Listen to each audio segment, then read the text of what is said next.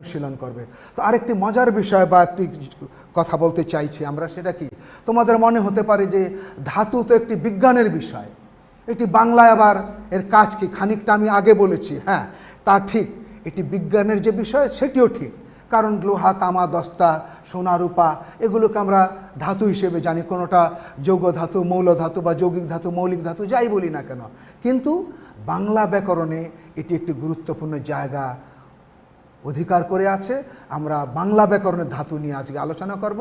তোমরা বিজ্ঞানের ধাতুর বিষয়টি কিন্তু এখন তোমাদের মাথা থেকে ঝেড়ে ফেলতে হবে, যদিও বিজ্ঞানে তোমরা পূর্ব শ্রেণীতে বা এই অষ্টম শ্রেণীতে পেয়ে থাকো আগের পাঠে, কিন্তু আপাতভাবে তোমাদের মাথা থেকে, আবার বলছি আমি, বিজ্ঞানের ধাতু বিষয়টি ঝেড়ে ফেলতে হবে। বাংলা ব্যাকরণের যে ধাতু সেটি আমরা আলোচনা করব, এই দিকে তোমাদেরকে মনোযোগী হতে হবে। আমরা এদিকে একটু তাকাই, তোমরা খেয়াল করো যে এখান থেকে আমরা আলোচনা করব যে, তাহলে তোমরা শোনো যে কি বলতে চাইছি। বাক্যের অপরিহার্য উপাদান হচ্ছে ক্রিয়াপদ। বাক্যের অপরিহার্য উপাদান, আগেই বলেছি আমি যে ক্রিয়াপদ ছাড়া বাক্য কিন্তু অচল, বাক্য গঠিত হতে পারে না, প্রায় অসম্ভব বলা যায়। তো আমরা দুই একটি উদাহরণ খেয়াল করি এখানে, যেমন আমি পড়ি, এটি একটি বাক্য, আবার সে যায়, এটি আরেকটি বাক্য। দুটো বাক্য আমরা এখানে ব্যবহার করেছি। তো এখানে নিচে দাগ দেয়া রয়েছে, তোমরা খেয়াল করো। পড়ি এটি পদ বলবো, এখন আমরা শব্দ বলার উচিত নয়। আর এখানে যায়, এই দুটো হলো ক্রিয়াপদ। আর আরেকটি বিষয় তোমাদের খেয়াল করতে হবে, এই যে আমি একটি শব্দ, বিচ্ছিন্নভাবে আমি একটি শব্দ, আর পড়ি সেটিও বিচ্ছিন্নভাবে একটি শব্দ, সে বিচ্ছিন্নভাবে একটি শব্দ, যায় বিচ্ছিন্নভাবে একটি শব্দ। কিন্তু শব্দ যখন বাক্যে অন্তর্ভুক্ত হবে তখনই কিন্তু তাকে অবশ্যই পদ বলতে হবে। বিচ্ছিন্ন অবস্থায় পদ বলা যাবে না, আর শব্দ বাক্যে অন্তর্ভুক্ত হলে তাকে আমাদেরকে পদ বলতে হবে। তো সুতরাং এটি দুটো যে ছোট উদাহরণ দিয়েছি আমি পড়ি, সে যায়, দুটো ছোট উদাহরণ, যে উদাহরণ দুটোতে দুটো করে শব্দ আমি ব্যবহার করেছি, এবং এই শব্দ দুটোর এই আন্ডার মার্ক করা বা দাগাঙ্কিত পদটি হচ্ছে ক্রিয়াপদ, আর যায় এটি হচ্ছে ক্রিয়াপদ। এখন এই যে বললাম, যেটি আমি খানিক আগে বা একাধিকবার বলেছি আমি, যে ক্রিয়াপদ ছাড়া বাক্য প্রায় অচল। কারণ এখন যদি আমরা এখান থেকে এটি ছাঁটাই করার চেষ্টা করি, আমি পড়ি বা সে যায়, তো বিচ্ছিন্নভাবে এই আমি বা সে কোনো শব্দ তো হবেই না, হবে না। এটি যদি ভাবপূর্ণ করতে চাই, পূর্ণতা প্রকাশ করতে চাই এই বাক্য দিয়ে, তবে সেক্ষেত্রে আমাদের কিন্তু ক্রিয়াপদ অবশ্যই ব্যবহার করতে হবে। এবং এই ক্রিয়াপদের আবার মৌল উপাদান হচ্ছে ধাতু। ধাতু ছাড়া ক্রিয়াপদ গঠিত হতে পারে না। আমি এই ক্রিয়াপদ থেকে এখন ক্রিয়ার দিকে যাচ্ছি, কারণ ধাতু যদিও ক্রিয়াপদ গঠনের মূল উপাদান, তারপরেও আমি আগে দুটো ক্রিয়াপদের উদাহরণ দেখিয়ে নিয়েছি, যাতে তোমরা সহজে বুঝো, সহজে তোমাদের কাছে বোধগম্য হয়। তো এখন আমরা ধাতুর সংজ্ঞা খেয়াল করি, কি বলা আছে এখানে। ধাতুর সংজ্ঞা, ক্রিয়াপদকে বিশ্লেষণ করলে দুটি অংশ পাই। কি বললাম, ক্রিয়াপদকে অংশ করলে কটি অংশ পাই আমরা? দুটো অংশ পাই আমরা।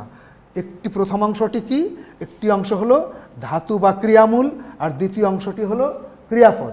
আবার বলছি আমি, ক্রিয়াপদকে বিশ্লেষণ করলে দুটো অংশ পাওয়া যায়, এক ধাতু বা ক্রিয়ামূল, আর দুই হচ্ছে ক্রিয়া বিভক্তি। তো এই জায়গাটি থেকে তো আমরা প্রমাণ পাই নাকি, এখান থেকে তো আমরা প্রমাণ পাই যে ক্রিয়াপদের গঠনের শুরুতেই কি আসছে, দেখো ধাতু বা ক্রিয়ামূল আসছে, তাই কি না? আমরা যেটি আগে বললাম, এটা তো এখন প্রমাণিত সত্য যে ক্রিয়াপদ গঠন করতে হলে আগে আমাদেরকে ধাতু বা ক্রিয়ামূলকেই আনতে হবে, আর তারপরে একটি ক্রিয়া বিভক্তি যুক্ত করতে হবে। সেই জায়গাটিতে আমরা যাব। এখন খেয়াল করো, অতএব আমরা কি পেলাম, যে ক্রিয়ার মূল অংশকে ধাতু বলে। তবে তোমাদের কিন্তু মনে রাখতে হবে, তোমরা যখন ধাতুকে ডিফাইন করবে, সংজ্ঞায়িত করবে, বা ধাতুকে কাকে বলবে, তখন কিন্তু এই অতএব এই শব্দটি এখানে ব্যবহার করা, তোমাদের ওই সংজ্ঞার ক্ষেত্রে ব্যবহার করার প্রয়োজন হবে না। এই জন্যই আমি এই আন্ডার মার্ক বা নিচেতে দাগ দিয়েছি, দেখো দাগ দিয়েছি, কিন্তু অতএব শব্দটি বাইরে রেখেই আমি দাগ দিয়েছি, কারণ ধাতুর সংজ্ঞা কিন্তু ক্রিয়ার মূল অংশকে ধাতু বলে। অতএব শব্দটি কেন এনেছি আমি, এই যে এখান থেকে আমরা এত আলোচনা করলাম, এই শব্দগুলোর সঙ্গে সংশ্লিষ্ট করে একটি বাক্য আনার জন্যে, বা ধাতুর সংজ্ঞাটি আনার জন্য আমি অতএব শব্দটি ব্যবহার করেছি, কিন্তু তোমরা যখন সংজ্ঞা লিখবে অতএব শব্দটি ব্যবহার করবে না। খেয়াল করলে দেখবে, আবার বলছি আমি, কারণ আমি অতএব শব্দটি বাইরে রেখেই ধাতুর মূল সংজ্ঞার নিচে দাগ দিয়েছি, যে কি দাগ? ক্রিয়ার মূলকে ধাতু বলে। কি ক্লিয়ার হয়েছে? আমরা সামনের দিকে এগিয়ে যাব, আশা করছি তোমরা বুঝতে পারছো। আমরা এরপরে দেখব আমরা যে ধাতুর শ্রেণী বিভাগ আছে, ধাতুর নানা মাত্রিক শ্রেণী বিভাগ আছে, সেগুলো নিয়ে আমরা এখন খানিকটা কথা বলবো। আর ধাতুকে আরও একটু ভালো বোঝানোর জন্য এখানে আমি আরও দুটো উদাহরণ নিয়ে এসেছি, যেই আলোচনাটি আমি আগে করেছিলাম, খেয়াল করো তোমরা। যেমন কি, আমি পড়ি, এই পড়িকে, পড়ি তো ক্রিয়াপদ, এই পড়িকে আমরা ভেঙেছি পড় যোগ রস্বই।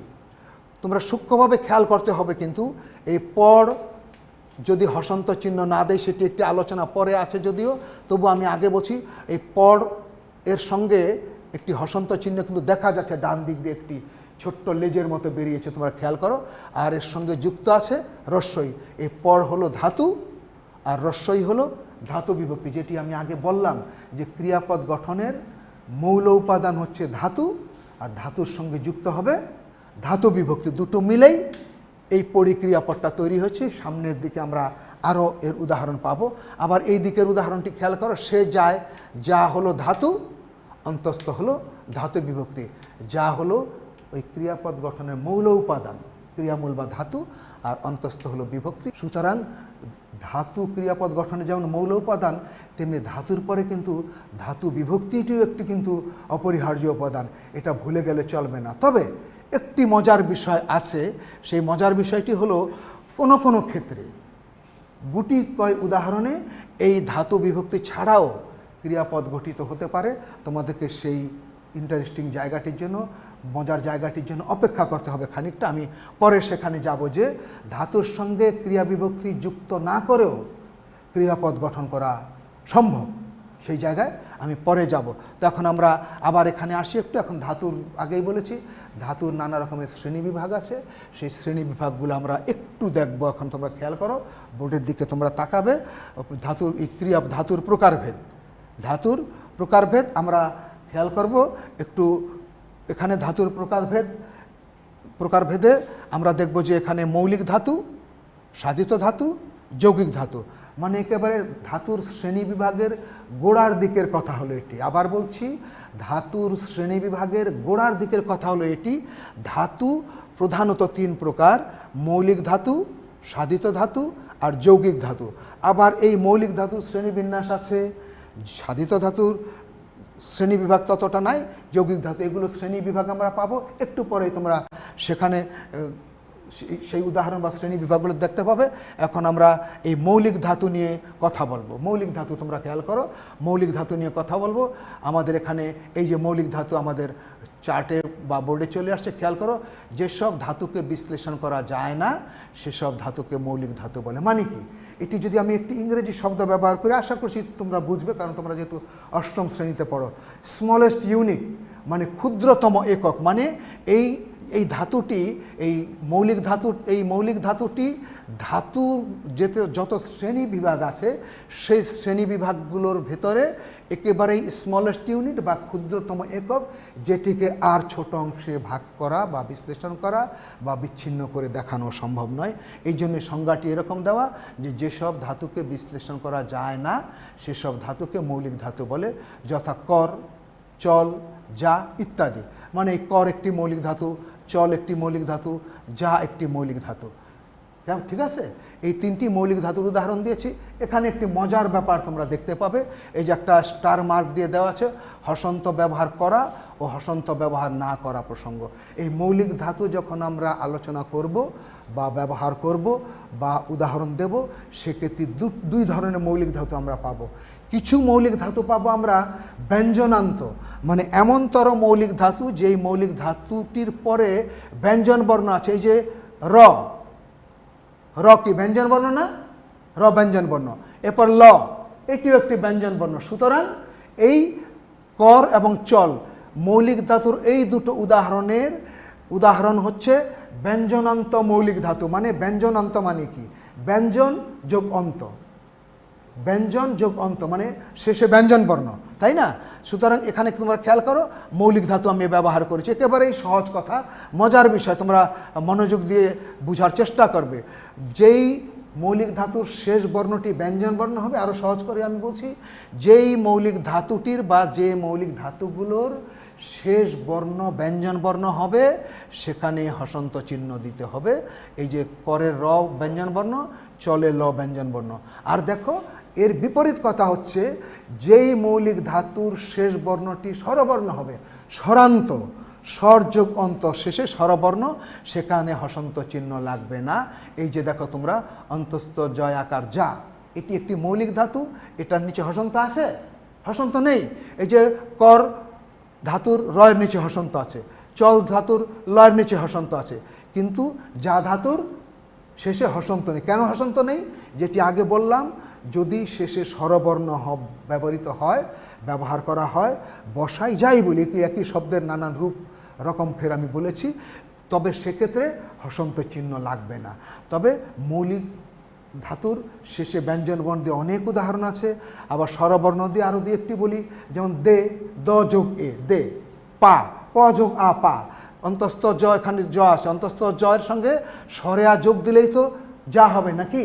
অন্তস্থ জয়ের সঙ্গে আ যোগ দিলে যা হবে, এছাড়া তো আ যোগ না দিলে তো যা হওয়ার কোনো সম্ভাবনা নাই।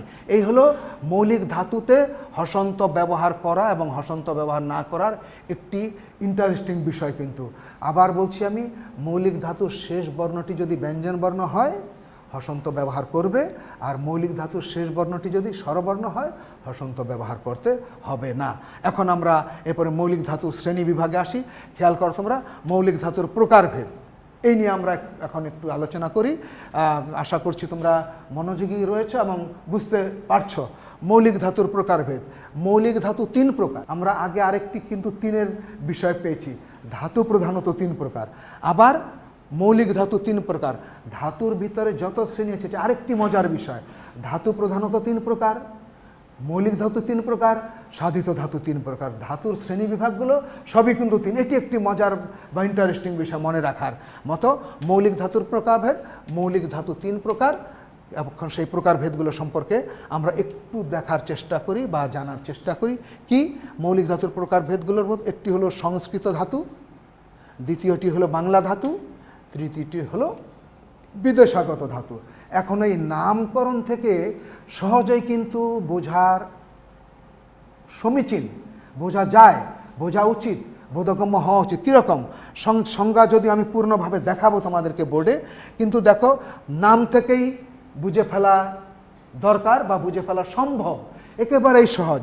সংস্কৃত ক্রিয়াপদের মূল অংশটা হলো সংস্কৃত ধাতু, বাংলা ক্রিয়াপদের মূল হলো বাংলা ধাতু, আর বিদেশ থেকে অনেক বিদেশি শব্দ, বিদেশি ক্রিয়াপদ, অনেক শত সহস্র হাজার হাজার বিদেশি শব্দ কিন্তু বাংলায় এসেছে। আমরা এখানে স্মরণ করতে পারি সত্যেন্দ্রনাথ দত্তের নাম, আমরা স্মরণ করতে পারি কাজী নজরুল ইসলামের নাম, যারা প্রচুর আরবি ফার্সি শব্দ বাংলা ভাষায় ব্যবহার করেছেন। শত সহস্র, একটা দুইটা না, শত সহস্র।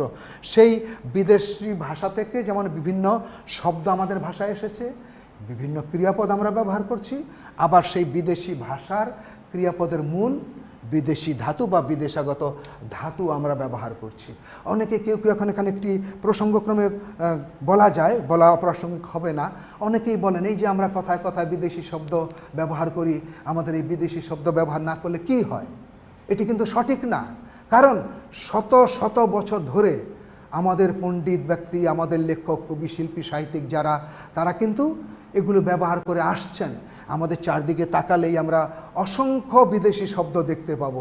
এই মুহূর্তে বা এখন যদি আমরা এরকম ভাবনাটি ভাবি, সেই ভাবনাটি সঠিক হবে না, তাহলে আমাদের বাংলা ভাষা অনেকখানি দুর্বল হয়ে যাবে। আমরা চারদিকে তাকালে কি দেখব?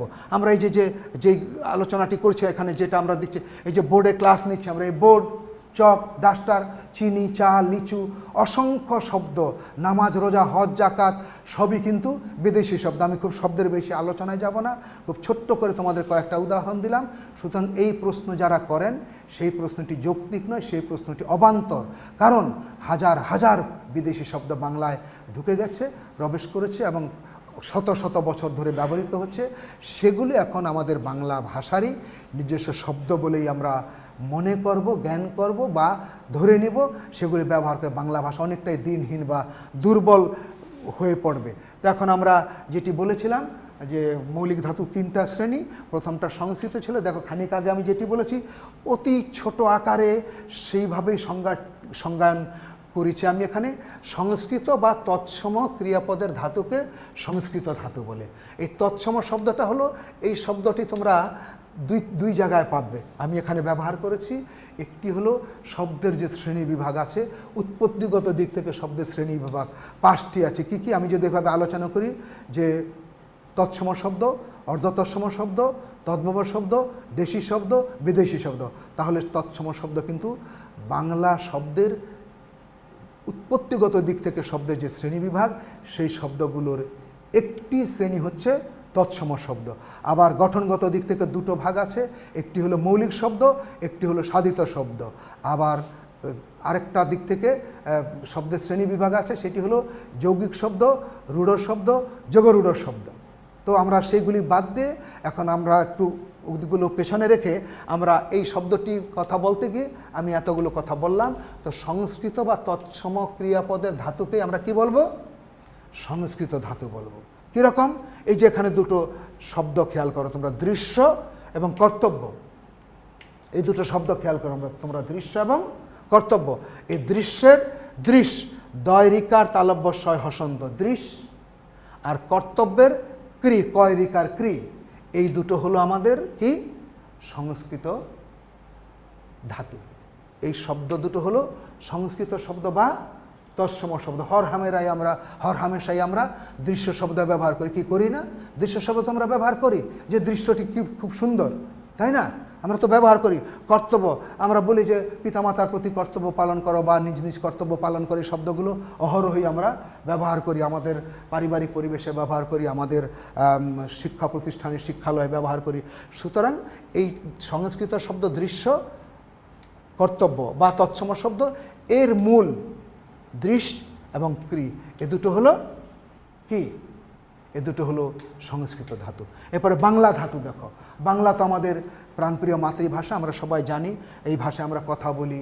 এই ভাষার জন্য আমাদের তরুণ সমাজ যারা ছিলেন তারা জীবন দিয়েছেন। 52 সালে মাতৃভাষার আন্দোলনের চূড়ান্ত পরিণতি হয়েছিল কি?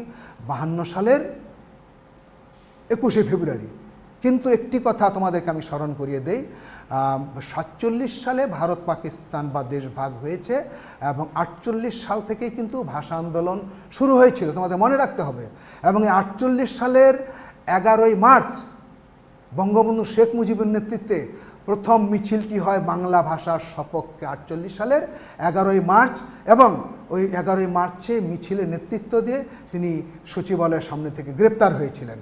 আর এই ধারাবাহিকভাবে আন্দোলনটি চলতে থাকে এবং 52 সালের 21শে ফেব্রুয়ারি সেই আন্দোলনের চূড়ান্ত পরিণতি ঘটে। যাই হোক, আমি আমাদের প্রাণপ্রিয় মাতৃভাষা বাংলা সম্পর্কে খানিকটা ইতিহাসে গিয়েছিলাম, কিন্তু আজকে অত বেশি গভীরে যাচ্ছি না।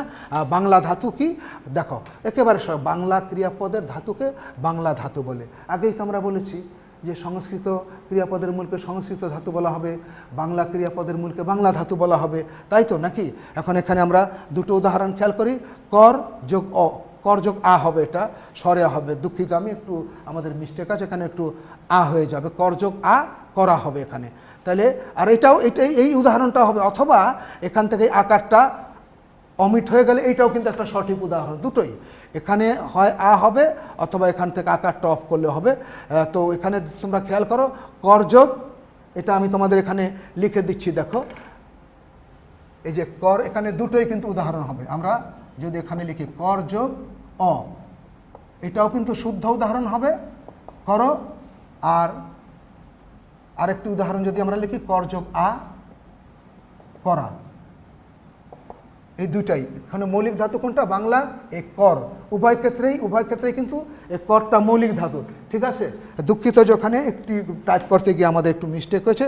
তো তোমরা আশা করছি দুটোই খেয়াল করো, এখানে যে কর যোগ অ করো, এই উদাহরণটাও সঠিক, আবার কর যোগ আ করা, এইটাও সঠিক।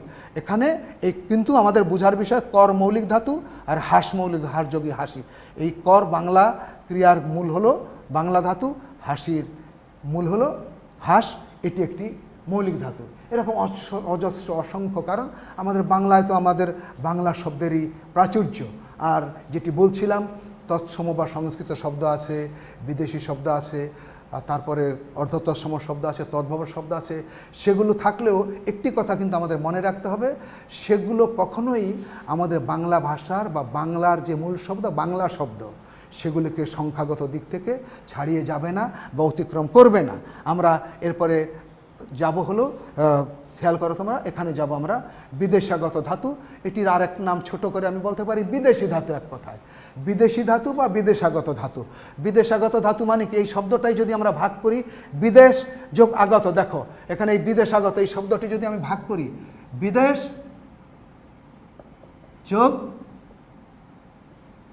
আগত সমান এই যে এটি, বিদেশ যোগ আগত সমান বিদেশাগত, অর্থাৎ বিদেশ থেকে আসছে, বিদেশি শব্দ থেকে আসছে, বিদেশি ভাষা থেকে আসছে, সেগুলোই সেই বিদেশি শব্দ, বিদেশি ক্রিয়া থেকে যেগুলো আসছে সেগুলি দেখো কি বলা আছে, বিদেশি ভাষা থেকে যেসব ধাতু বাংলা ভাষায় এসেছে সেসব ধাতুকে বিদেশাগত ধাতু বলে। আমাদের খানিকটা অপরিচিত অপরিচিত মনে হতে পারে, কিন্তু আমি তোমাদের বাক্য দিয়ে উদাহরণ দেখিয়ে দেব। কীরকম তোমরা খেয়াল করো, এখানে এই যে আমরা এখানে দিয়েছি বিগড় যোগ আনো, বিগড়ানো। এই বিগড় তোমাদের মনে হতে পারে যে এ তো কোনোদিন শুনি নাই, অবশ্যই তোমরা শুনেছ। কি আমরা অনেক সময় ব্যবহার করি না, কি তোমার মাথাটাকে বিগড়ে গেছে, বলি না? বলি তো নাকি? অনেক সময় বলি না তোমাদের মাথা কি বিগড়ে গেছে?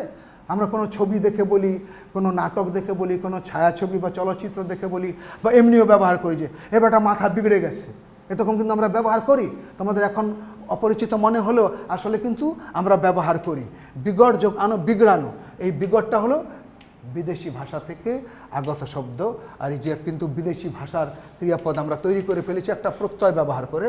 আচ্ছা, আর জম যোগ আট, জমাট। এই জমটাও, জমাট কি, যে রক্ত জমাট হয়ে গেছে আমরা বলি না, বা বরফ পানি ফ্রিজে রাখলে জমাট হয়, জমাট হয়ে বরফ হয়ে যায়। সুতরাং এই শব্দগুলো কিন্তু আমাদের পরিচিত।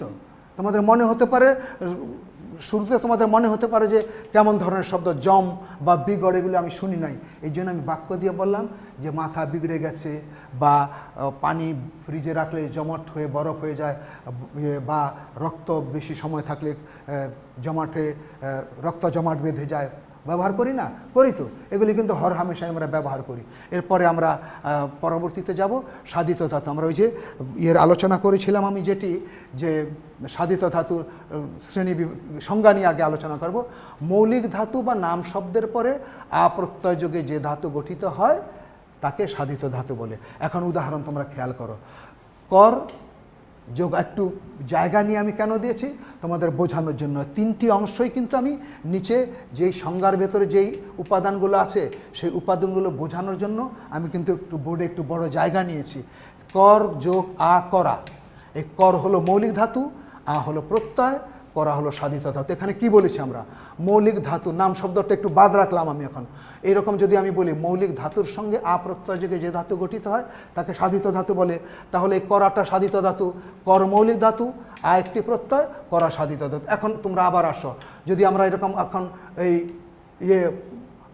নাম শব্দের সঙ্গে মৌলিক ধাতুটা বাদ দেই, যদি আমরা নাম শব্দের সঙ্গে আপ্রত্যয় যোগে যে ধাতু গঠিত হয় তাকে সাধিত ধাতু বলে। তার আরেকটি উদাহরণ আমি দিয়েছি, ঘুম যোগ আ, ঘুমা।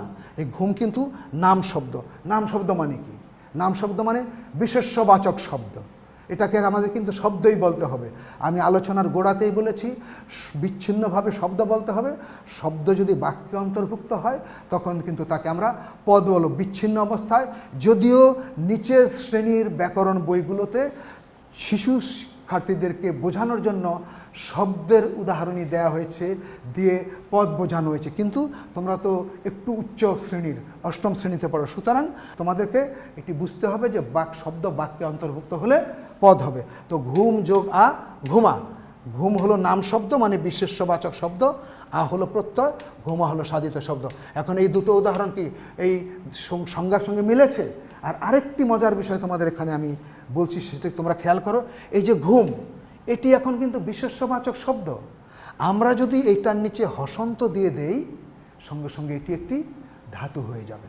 এটা কিন্তু তোমাদের মনে রাখতে হবে আবার, যে এই অবস্থায় বা এই উদাহরণের এই সাধিত ধাতুর আলোচনার এই বাস্তবতায় এই ঘুম এটি একটি বিশেষ্যবাচক শব্দ, আর এটি আমরা যদি আলাদা করে ফেলি বা এর নিচে হসন্ত দেই, এই হসন্ত দেওয়ার সঙ্গে সঙ্গে এটি কিন্তু মৌলিক ধাতু হয়ে যাবে। ওই যে আমরা আগে বলেছি মৌলিক ধাতুর স্বরান্ত হলে হসন্ত লাগবে না, ব্যঞ্জনান্ত হলে হসন্ত লাগবে। এরপর এগিয়ে যাই আমরা। এই উদাহরণ দেখ, সাধিত ধাতুর প্রকারভেদ। সাধিত ধাতু 3 প্রকার। আমি আগেই বলেছি ধাতুর কিন্তু প্রকারভেদগুলো সব 3 এটা মনে রাখবে। এটি আরেকটি ইন্টারেস্টিং বিষয়, মজার বিষয়। সাধিত ধাতু 3 প্রকার। কীরকম? প্রযোজক ধাতু, নাম ধাতু, কর্মবাচ্যের ধাতু। এখন আমরা প্রযোজক ধাতু নিয়ে আলোচনা করব। কি প্রযোজক ধাতুর সংজ্ঞাটা কি হবে? প্রযোজক ধাতুর সংজ্ঞা তোমরা খেয়াল করো, সেটি হলো মৌলিক ধাতুর পরে। তার মানে কি? আগে মৌলিক ধাতু থাকতেই হবে। মৌলিক ধাতুর পরে অপরকে নিয়োজিত করা অর্থে, সেই তোমাদের মনে হতে পারে যে এর মানেটা কি? অপরকে নিয়োজিত করা অর্থে মানে কি? মানে অন্যকে যুক্ত করা অর্থে, অন্যকে কাজে যুক্ত করা অর্থে যে ধাতু গঠিত হয় তাকে প্রযোজক ধাতু বলে, তাকে প্রযোজক ধাতু বলে। এখন তোমরা উদাহরণ খেয়াল করো। শিক্ষক ছাত্রকে পড়াচ্ছেন, এখানে অন্যকে নিয়োজিত করা, শিক্ষক এখানে মূল ভূমিকা পালন করছেন, শিক্ষক পড়াচ্ছেন, আর ছাত্র পড়ছে। এই যে অন্যকে যুক্ত করা, নিযুক্ত করা, নিয়োজিত করা যেটা বললাম, সেই উদাহরণটি এখানে এসেছে। শিক্ষক ছাত্রকে পড়াচ্ছেন, এখানে কিন্তু দুজনই কাজ করছেন। কাজ দুজনেই করুক আর একজন করুক সেটা মৌলিক বিষয় নয়।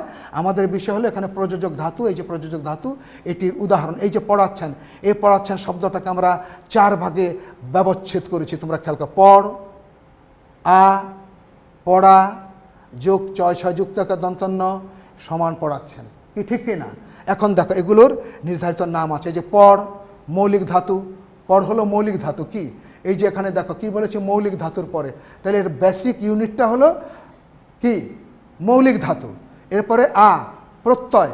এই যে আমরা এই প্রযোজক ধাতু যেহেতু সাধিত ধাতুর অংশ, আগের সংজ্ঞায় আমরা বলেছি প্রত্যয় যুক্ত হতেই হবে। এই হলো প্রত্যয়। এই মৌলিক ধাতু পরের সঙ্গে প্রত্যয় যোগ হয়ে এই প্রযোজক ধাতু পড়া তৈরি হয়েছে। এই প্রযোজক ধাতু পড়া তৈরি হয়েছে। আর ছয় যুক্ত দন্তন্য এটি হলো বিভক্তি। এবং এই পড়া ছয় যুক্ত দন্তন্য ছেন সব মিলে হয়েছে পড়াচ্ছেন। এটি যদিও এখানকার বিষয় নয়, তবু আমি তোমাদের বোঝানোর জন্য এনেছি। এই ক্রিয়াপদটির নাম হলো প্রযোজক ক্রিয়া। এই ক্রিয়াপদটির নাম প্রযোজক ক্রিয়া, কিন্তু এই ধাতুটির নাম প্রযোজক ধাতু। কি ক্লিয়ার হয়েছে? আবার আরেক যেটি আমি একাধিকবার বলেছি গোড়াতেই, এই ক্লিয়ার হওয়ার জন্য, মাথায় ধারণ করার জন্য তোমাদের কিন্তু অনুশীলন করতে হবে। ব্যাকরণ কিন্তু একটি গাণিতিক বিষয়, মনে রাখতে হবে, এবং একটি বিজ্ঞানসম্মত বিষয়, সায়েন্টিফিক অর ম্যাথমেটিক্যাল, গাণিতিক অথবা বিজ্ঞান ভিত্তিক কিন্তু বিষয়। এর সামান্য এখানে যে উদাহরণ যেভাবে সেট করেছি, এই ধরো কীরকম গাণিতিক এবং ম্যাথমেটিক্যাল, এই পরের পরে যদি আমরা এই পরের পর যোগ পড়া এটা দিলে কিন্তু হবে না। একেবারে যেভাবে দিয়েছি ঠিক এইভাবে ফরমেশনটা বা এর গঠন রূপটা বা এর কাঠামোটা যাই বলি, এটা কিন্তু এরকমভাবেই তৈরি করতে হবে। সুতরাং এই জন্য এটাকে একটি গাণিতিক বিষয় বলা হয়। সুতরাং যাদের বিজ্ঞানে মাথা ভালো কিংবা গণিতে মাথা ভালো, কিংবা আমরা বলবো যে সবারই তোমাদের মাথা ভালো, তোমরা তো আমাদের মণিপুর স্কুলের শিক্ষার্থীরা সবাই ভালো শিক্ষার্থী, সবাই অগ্রসর শিক্ষার্থী, সবাই ভালো শিক্ষার্থী, সবাই অগ্রসর শিক্ষার্থী। আমাদের এখানকার সব শিক্ষকও ভালো শিক্ষক। এখানে যারা ব্যবস্থাপনায় রয়েছেন, নেতৃত্ব দিয়েছেন, তারাও ভালো।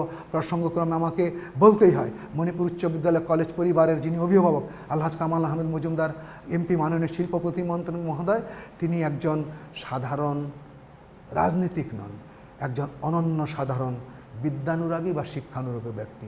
এই যে মণিপুর স্কুলটা আমরা এই পর্যায়ে এনেছি, তার অনন্য সাধারণ অবদানের কারণেই মণিপুর স্কুলকে আজকে এই পর্যায়ে দাঁড়িয়েছে। আমাদের পাবলিক পরীক্ষার প্রত্যেকটির ফল ভালো, আমাদের ছেলেমেয়েরা ভালো, আমাদের অভিভাবকরা ভালো, আমাদের শিক্ষকরা ভালো, আমাদের গভর্নিং বডি সবাই ভালো, আমাদের কর্মচারীরা সবাই ভালো বলে একটি টিম ওয়ার্কের মাধ্যমে আমরা স্কুলটাকে এই পর্যায়ে আনতে পেরেছি এবং সামনের দিকে এগোতে পারছি। আমরা এরপরে কী আছে?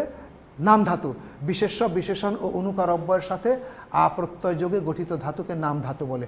এখানে দেখো আমি 3টি উদাহরণ, এই যেখানে বলেছি বিশেষ্য যোগ প্রত্যয়, বিশেষণ যোগ প্রত্যয়, অনুকার অব্যয় যোগ 3টি উদাহরণ দিই তোমাদের বোঝার জন্য। ঘুম যোগ ঘুমা, এই ঘুম হলো বিশেষ্য শব্দ, আগেই বলেছি বিচ্ছিন্নভাবে। আ হলো প্রত্যয়, ঘুমা হলো নাম ধাতু, ঠিক আছে। আবার কি দিয়েছি বিশেষণ, আচ্ছা বিশেষণটা আচ্ছা যাক, এখানে এই অনুকার অব্যয়ের উদাহরণ হচ্ছে টনটন যোগ টনটনা। আমি তোমাদের বোঝানোর সুবিধার জন্য একটি উদাহরণ দিয়েছি, তোমরা এখানে খেয়াল করো। উদাহরণটি পরিচিতই আমাদের, যে ফোড়াটা টনটনাচ্ছে মানে কি, ফোড়ার ভেতরে যখন পুঁজ হয়, ফোড়া যখন পেকে যায়, পেকে যাওয়াই বলা হয়, ম্যাচিউরড হয়ে যায়, তখন তো পুঁজটা আমাদের সরিয়ে ফেলতে হয়, সেটি বিষাক্ত পদার্থ। তো আমরা বলি যে ফোড়া টনটনাচ্ছে। আবার আমরা বলি না মাথা ব্যথা, মাথাটা ঝিমঝিমাচ্ছে, মাথা ঝিমঝিম করছে। এগুলো কিন্তু এই যে এখানে এই অনুকার অব্যয়, এই টনটন অনুকার অব্যয়, আ প্রত্যয়, টনটনা, এটা হলো এই নাম ধাতু। এরপরে কর্মবাচ্যের ধাতু, কর্মবাচ্যের ক্রিয়ার মূলকে কর্মবাচ্যের ধাতু বলে। যেমন আমার দ্বারা ভাত খাওয়া হবে। আমি ধারণা করছি যে তোমরা ইংরেজিতে ভয়েস ইতিমধ্যে হয়তো পড়েছো, ক্লাস 8 হয়তো পড়েছো। Voice, active voice, passive voice পড়েছো না, যে I eat rice, it's an example of active voice. এটা অ্যাক্টিভ ভয়েসের উদাহরণ। Rice is eaten by me, আমি ভাত খেয়েছি, বাংলা আই ইট রাইস। আর এর পসিভ হবো আমার দ্বারা ভাত খাওয়াছে, rice is eaten by me, তাই তো, তাই তো।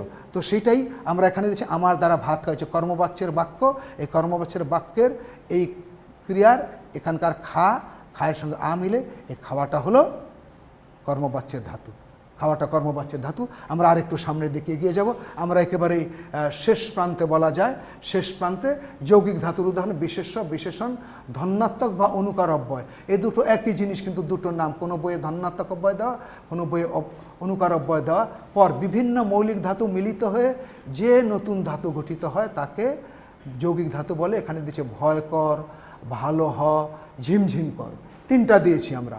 আবার বলছি বিশেষ্য পরে, এখানে তোমরা খেয়াল করো, আবার আমি যেখানে রেড বাটনটি চাপবো, বিশেষ্য যোগ মৌলিক ধাতু, বিশেষণ যোগ মৌলিক ধাতু, ধন্যাত্মক বা অনুকার অব্যয় যোগ মৌলিক ধাতু, এই দুটো মিলিত হয়ে যে ধাতু গঠিত হবে তার নামই হলো যৌগিক ধাতু। তিনটি উদাহরণ দিয়েছি আমি।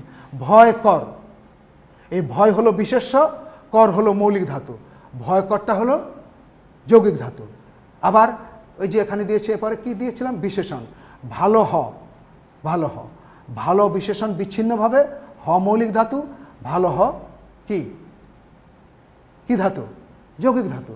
আবার ধন্যাত্মক অব্যয় বা অনুকার অব্যয় কি আছে এখানে, ঝিমঝিম, একটু আগে যেটি বললাম আমরা টনটন দিয়েছিলাম, এখন ঝিমঝিম, ঝিমঝিম কর, ঝিমঝিম কর। ঝিমঝিম হলো অনুকার অব্যয়, কর হলো মৌলিক ধাতু, ঝিমঝিম কর হলো যৌগিক ধাতু। কি ক্লিয়ার হয়েছে তোমাদের? মাথাটা ঝিমঝিম করছে, একটু আগে আমি উদাহরণ দিয়েছিলাম। বা পাকাটি বন বন করে ঘুরছে, এরকম যে শব্দ, বিভিন্ন শব্দের অনুকরণ বোঝাতে যে অব্যয় ব্যবহৃত হয় তার নাম হলো অনুকার অব্যয়। আমরা একটু সামনের দিকে এগিয়ে যাব, একেবারে বাড়ির কাজ দিয়ে শেষ করব। ক্রিয়াপদ, ক্রিয়াপদ ছাড়াও কখনো কখনো বাক্য হয়, উদাহরণ দাও। এটি একটি বাড়ির কাজ। আর মৌলিক ধাতুর অন্য নাম কি, 2 নম্বর বাড়ির কাজ। 3 নম্বর মৌলিক ধাতুর শেষে বা পরে কোথায় হসন্ত ব্যবহৃত হয় এবং কোথায় হসন্ত চিহ্ন ব্যবহার হয় না, আলোচনার মধ্যে কিন্তু আমি দেখিয়ে দিয়েছি। আর প্রযোজক ধাতুর অন্য নাম কি একটি, আর যৌগিক ধাতুর অন্য নাম কি। আর আগামী পাঠ হবে ক্রিয়াপদ, কিন্তু তার আগে এই যে ক্রিয়াপদ ছাড়া যে কখনো কখনো বাক্য হয়, তোমাদের হয়তো মনে হতে পারে যে আবার কবে পরবর্তী ক্লাস হবে। এই বাড়ির কাজের 5টি প্রশ্নের ভিতরে যদি প্রথমটি জানা যেত একটু মজাই লাগতো। আমি যদি এরকম উদাহরণ দিই, দেখো ক্রিয়াপদ ছাড়া বাক্য যে গঠিত হতে পারে। আমি যদি তোমাকে বা তোমাদেরকে জিজ্ঞেস করি কেমন আছো, তোমরা বলবে ভালো। এই যে ভালো উত্তর দিলে, এখানে কোনো ক্রিয়াপদ আছে? ক্রিয়াপদ কিন্তু নেই। সুতরাং ক্রিয়াপদ ছাড়া বাক্য হতে পারে। আমি যদি বলি যে তুমি কি ভাত খেয়েছ, যে আমি যদি তোমাদেরকে বলি যে মুস্তাফিজ কি ভাত খেয়েছ, তুমি বললে যে না, নাটা কিন্তু একটি বাক্য, এটি সংলাপমূলক বাক্য, কিন্তু এই বাক্যে ক্রিয়াপদ নেই। দৃশ্যত ক্রিয়াপদ নেই, কিন্তু অদৃশ্যভাবে ক্রিয়াপদ ব্যবহার করেও বাক্য গঠন করা যায়। তবে আগেই বলেছি আমি, এই নিয়ে কিন্তু তোমাদের কোনো মাথা ঘামানোর, চিন্তা করা, উদ্বিগ্ন হওয়ার যে আমি একেবারে 50টি 100টি উদাহরণ বানিয়ে ফেলবো ক্রিয়াপদ ছাড়া, এগুলি কখনোই চিন্তা করতে যাবে না। বাকি তোমার আগামী পাঠ হলো আমাদের আগামী পাঠ ক্রিয়াপদ। আগেই বলেছি ধাতু ও ক্রিয়াপদ আমাদের মূল আলোচ্য বিষয়। আগামী পাঠ হবে আমাদের ক্রিয়াপদ। দেখা হবে ইনশাল্লাহ। সবাই ভালো থাকবে, সুস্থ থাকবে। আবার বলছি, ব্যাকরণ একটি গাণিতিক এবং বিজ্ঞান ভিত্তিক বিষয়, বিজ্ঞানের মতোই বিষয়। এটি বাসায় বারবার অনুশীলন করবে এবং ক্রিয়াপদের আলোচনাটি একটি সাধারণ আলোচনা যদি তোমরা বাসায় দেখে আসো, তাহলে আগামী ক্লাসে খুব সহজেই ক্রিয়াপদ তোমরা ধরতে বা বুঝতে পারবে। ধন্যবাদ সবাইকে।